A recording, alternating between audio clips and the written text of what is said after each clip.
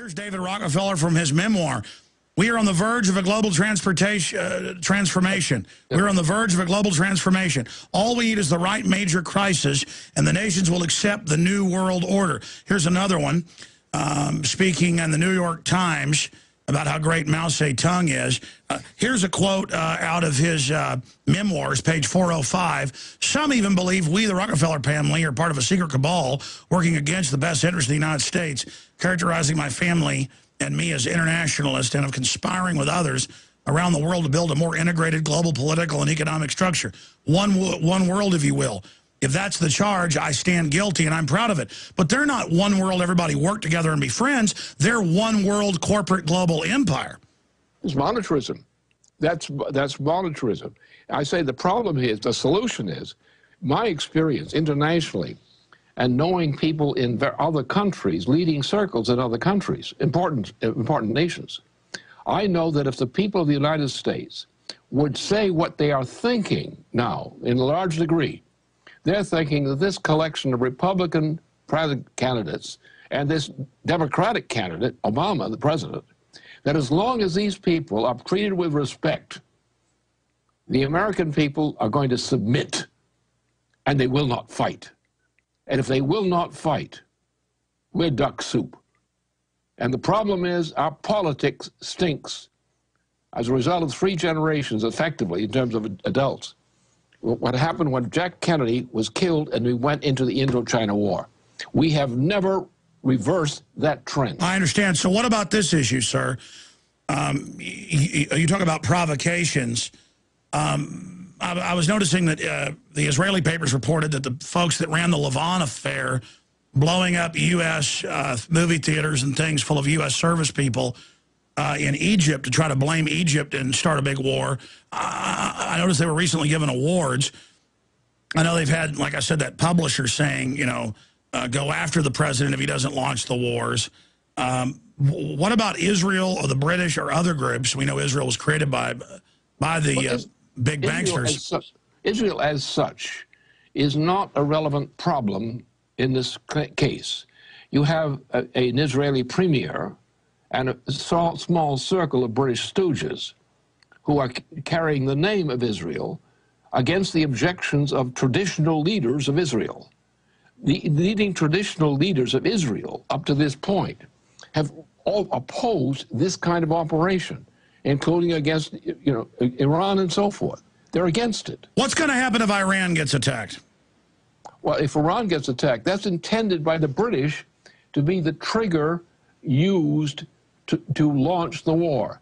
It depends on the point at which the British are able to get a secure control over ordering, through the President of the United States, ordering the launching of World War III as a thermonuclear war concentrated in Asia, but not limited to Asia. Well, I've noticed they've moved the force to Asia, the naval and nuke forces, but the Russians and people are starting to concentrate in the Mediterranean and the Persian Gulf and Syria. But I guess they're thinking China's going to come in to back up Iran. No, it's different. It's a whole package. The whole Asia-centered package is one package of nations. Russia, China, India, and other leading nations, Japan, Korea, and so forth, who want no part of this policy. No, I understand. They're not going along. I mean, I know they're moving the fleets and the troops there and Australia, but what I'm saying is I see a lot of conflict in the Middle East, too. How does that kick off stuff in Asia? What's their excuse? All that Middle East case, that problem now, all comes from Britain, number one, and it comes from our presidency, the Obama presidency. That's the cause of all the Middle East problems right now. All right, I want to ask you when we come back and then take a few calls, how are they planning on starting a war with the Communist Chinese then? We'll be right back. I will get to some of the calls there. I want to talk to Mr. LaRouche, folks like Dan and Teeny and others, and I'll try to get to everybody else that's there. But I was thinking about the psychology, say, of Don Corzine, Obama's big financial advisor, stealing $1.2 billion. Now they've announced they're going to keep it because he lost a 40-to-1 bet. The hubris level, the chutzpah level, the bravado level, whatever you want to call it, the megalomania level, I don't ever get people that just think they're 100% bulletproof. Maybe when I was 14 years old. But I just don't get these guys that have all this power. I mean, I've got a little bit of power with millions of listeners, and it kind of is a big responsibility, freaks me out. I try to be more careful about what I say because, I realize that that it affects things. But there's this opposite where you have all these madmen running things who make 40-to-1 bets, and I don't know how they think they're going to make it through a big nuclear war. They're just crazy. Well, Corzine case, as I know it, would give you the answer to that. Corzine is not a thief. He's not a bad person. But he came up as a person seeking or impulse for a career. He took the career he had available to him, and what he did as a banker was what was accepted in that time, and is accepted generally. I know, that's what I mean. It's reckless to make 40-to-1 bets with other people's money. Of course it is, but the point is that's the system now. And you can't blame the individual. The whole system is there. Look at your entire Congress. I'm saying this is a crazy system with nuclear weapons. These people are crazy. Of course, but think about the repeal of Glass-Steagall that occurred. All the worst damage that has been done to the United States and its people was the revoking of Glass-Steagall in the last phase of that process. And the repeal of Glass-Steagall opened the gates for all the hell which has burst out since that time. So you have to blame the people who orchestrated that and the people who defended the key bankers that were doing it. The orders of this came from London.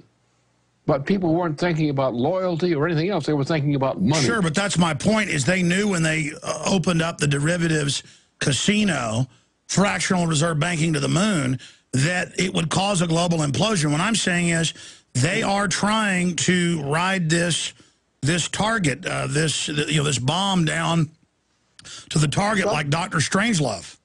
In some cases, yes, the leading ones, the British ones, and the key people in Wall Street, the top people, Wall Street, the real Wall Street, Morgan, and that interest.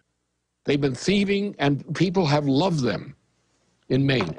Not loved them in the sense of physically loving them, but admiring them for their achievement and wishing that they could have the same thing.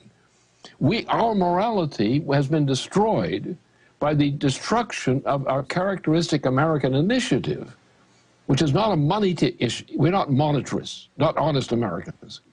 We believe in a credit system. Our system was based on a credit system. And all this stuff is a violation of the credit system. The main thing we have to think about is the cure of this problem, rather than the complaint against it. My point is, we are in a situation of crisis where I believe that if more people would respond, we could, first of all of these Republican candidates for president, they're a joke, worse than a joke. Obama, an abomination. Then why are these abominations listed as the probable presidential candidates? That's where our problem lies. Lyndon, we've got to go to break. Will you come back and take a couple more calls with us? Sure. Or a couple of calls, great. And I do want to ask you, because I understand you disagree with some folks on solutions, if you're specifically talking about Ron Paul, because he's against the war, and he certainly is a man of principle, and he's predicted everything that's happening as well. We'll be right back. You're saying all the candidates are a joke. The other Republican candidates are pure establishment hacks who put out rhetoric but are bought and paid for. Look at Mitt Romney. I agree with you. But, I know some people have attacked Ron Paul saying, well, if you cut everything will implode. And I understand that some of the banksters want to cut things once they've gotten their bankster welfare. My whole point is that it's the big banks that are getting the corporate welfare to begin with, and that's who Ron Paul says he'll cut it from. He also says he'll end all these wars and bring the troops home immediately. Briefly, what's your view of Ron Paul? Well, Ron Paul I'm dealing with the real issue before me. The real issue is the United States cannot be saved from its own folly unless we immediately enact Glass-Steagall now, not down in the future, now, because we're on the point of the actual breakdown crisis of the entire United States economy.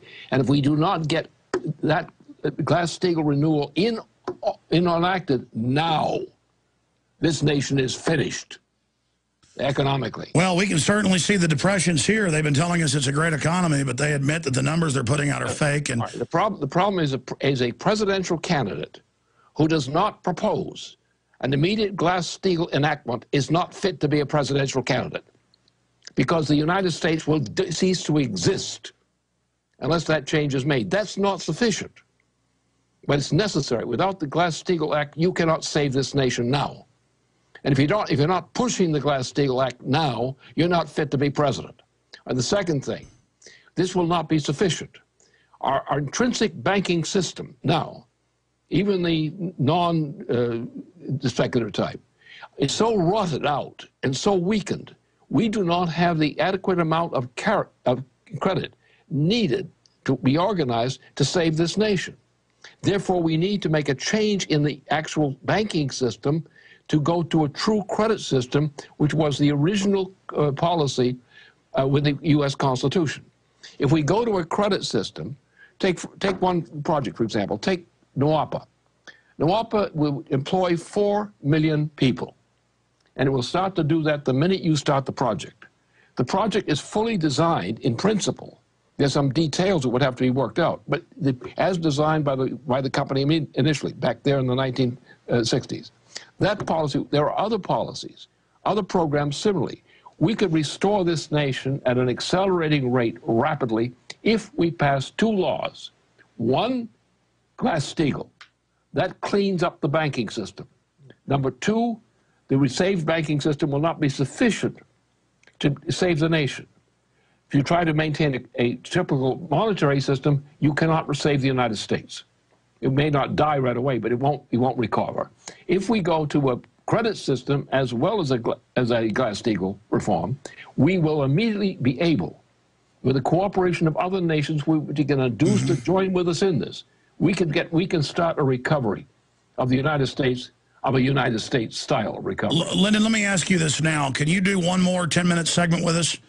Sure. So we can finish up and take a few calls from people that are holding, and then after Lyndon leaves us, I'll get to the others that have been holding for a while, like Mark and others. But we're going to go to break here in a moment. But briefly, how do they plan on starting a war in Asia? The plan is as follows. The Israelis were to start the war. The Israelis are supposed to start a provocation against Iran. In the meantime, in the middle of Asia, East Asia, or West Asia, you have Syria. Now, Syria is the most important nation in West Asia. It represents not the most capable military force in terms of quality of military force. I'm not talking about the extent of weapons and so, but the quality of the troops. It also is tied to emotional... Tell you what, start over when we come back quickly, because I want to go over all this in one piece, and then we'll take a few calls with Lyndon LaRouche. But we're looking at your view of the grand chessboard. But strategically, right there, it is at a key spot to control that whole area and the Mediterranean. The Russians' only Mediterranean port. The whole world is steaming towards a giant conflict. We'll continue back live on the other side with your phone calls and Lyndon LaRouche. LaRouchePack.com.